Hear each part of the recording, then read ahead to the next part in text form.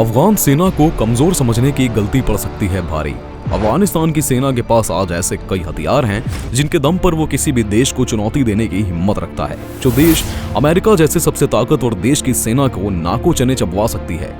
आज के वीडियो में हम आपको बताने जा रहे हैं कि अफगानिस्तान के पास वो कौन से खतरनाक हथियार हैं जो कि उसकी सेना को किसी भी देश के सामने टिकने की हिम्मत देते हैं। ज्यादा जानकारी के लिए बने रहें वीडियो के अंत तक। दोस्तों, अफगानिस्तान एक ऐसा देश है जिस पर राज करने का सपना लगभग दुनिया के हर ताकतवर देश ने देखा है, फिर चाहे वो सोवियत रूस हो या अमेरिका या ब्रिटेन। लेकिन कोई भी यहाँ टिककर हुकूमत नहीं कर पाया और हमेशा जंग के हालात में रहने की वजह से यहाँ की सेना गुरिल्ला वॉर में इतनी एक्सपर्ट हो चुकी है कि अब वो भले ही सीधी टक्कर में मजबूत साबित ना हो, लेकिन गुरिल्ला वॉर में उसका कोई मुकाबला नहीं कर सकता। आज उसकी सेना के पास ऐसे कई हथियार हैं जो गुरिल्ला युद्ध में उसकी ताकत को कई गुना बढ़ा देते हैं। आज के वीडियो में हम आपको 5 ऐसे ही हथियारों के बारे में बताने जा रहे हैं, तो चलिए वीडियो की शुरुआत करते हैं। AK-47 को मिखाइल कलशनिकोव ने 1940 के दशक में इजाद किया था। इसका पूरा नाम ऑटोमेटिक कलशनिकोव 47 है।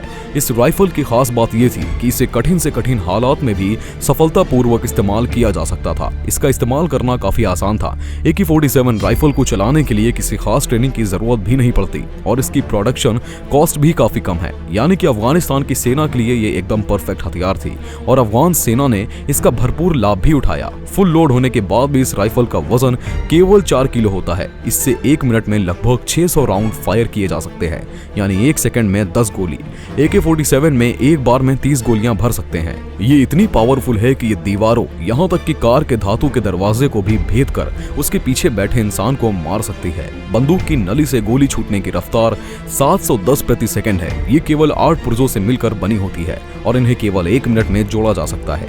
उसकी एक और सबसे बड़ी बात है इसकी रेंज, जो कि लगभग 350 मीटर तक है और अफगानिस्तान की पहाड़ी और रेगिस्तानी सरजमीन पर इसकी उपयोगिता देखते हुए ये मुजाहिदीन सेना का सबसे पसंदीदा हथियार बन चुकी है।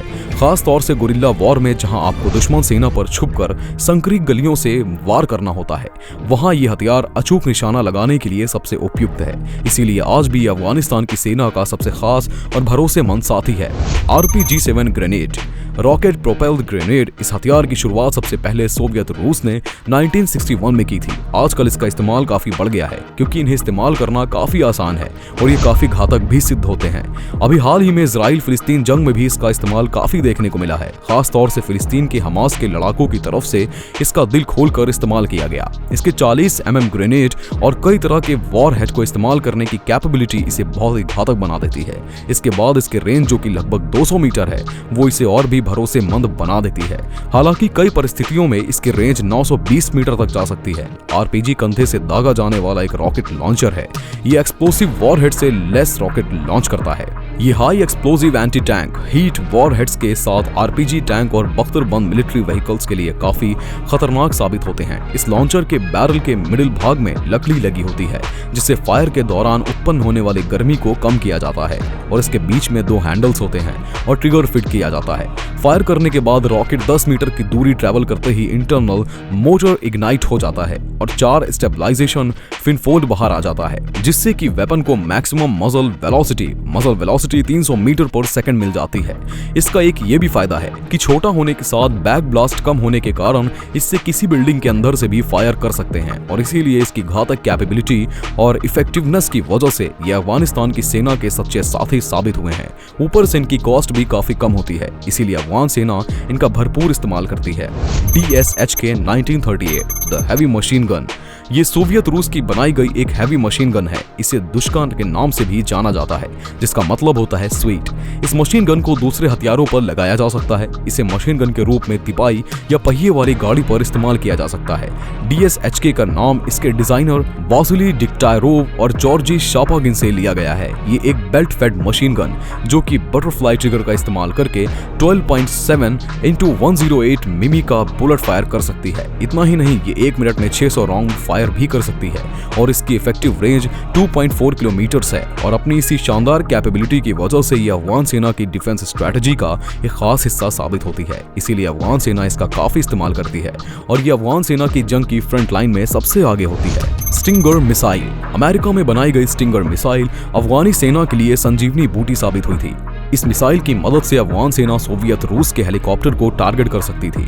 इस गन के इस्तेमाल से अफगान सेना को सोवियत सेना से सीधी टक्कर लेने की हिम्मत मिल गई थी।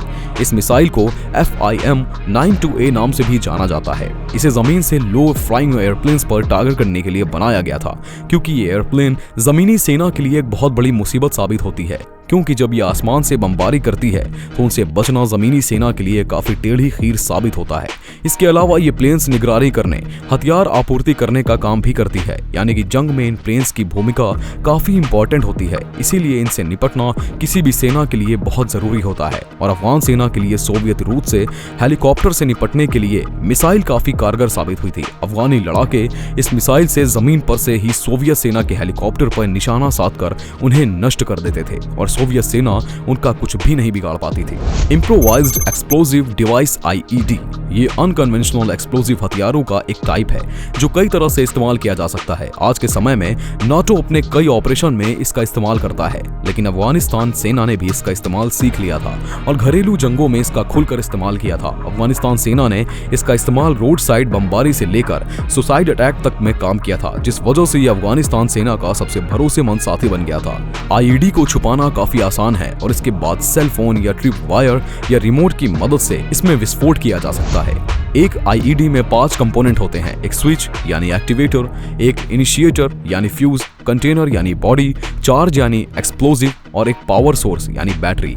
IED का इस्तेमाल बख्तरबंद टारगेट को हिट करने के लिए किया गया था। अफगानिस्तान में IED ने भारी संख्या में तबाही मचाई थी और अब भी अफगानिस्तान सेना के लिए ये एक महत्वपूर्ण हथियार है। तो दोस्तों, अब तो आप समझ गए होंगे कि अफगानिस्तान सेना को कमजोर समझना उसके किसी भी विरोधी के लिए भारी पड़ सकता है, क्योंकि ताकत और हथियारों के मामले में अफगानिस्तान बिल्कुल भी पीछे नहीं है और अफगान सेना की सबसे बड़ी ताकत है उसकी गुरिल्ला युद्ध में महारत, क्योंकि अफगान सेना को गुरिल्ला युद्ध का काफी अनुभव है। अफगानिस्तान की ज्योग्राफिकल लोकेशन इस तरह है, ये चारों तरफ से पहाड़ों और घाटियों से घिरा हुआ है, जिस वजह से यहाँ किसी भी सेना को चढ़ाई करना आसान नहीं होता और जब दुश्मन इस देश पर हमला करता है तो उसे यहाँ की गलियों और कूचों में से गुजरते हुए युद्ध करना पड़ता है, जहाँ सीधे युद्ध में अफगानी सेना कमजोर पड़ती है। वहीं जब बात गलियों और बस्ती में छुपकर जंग करने की आती है तो अफगान सेना का कोई मुकाबला नहीं है और ज्यादातर सभी महाशक्तियों की यही कमजोरी है कि वो आमने सामने के युद्ध में भले ही एक्सपर्ट हो, लेकिन गुरिल्ला युद्ध में वो कमजोर पड़ जाते हैं और इसीलिए तालिबान के लड़ाके भी अमेरिका की सेना पर भारी पड़ गए थे। उस पर से अफगानिस्तान के पास मौजूद ये हथियार उसकी सेना को और भी ताकतवर बना देते हैं। दोस्तों, आपको अफगानिस्तान के बारे में ये जानकारी कैसी लगी? अपने विचार हमें कमेंट में जरूर लिखें। वीडियो को लाइक और शेयर करना ना भूलें। धन्यवाद।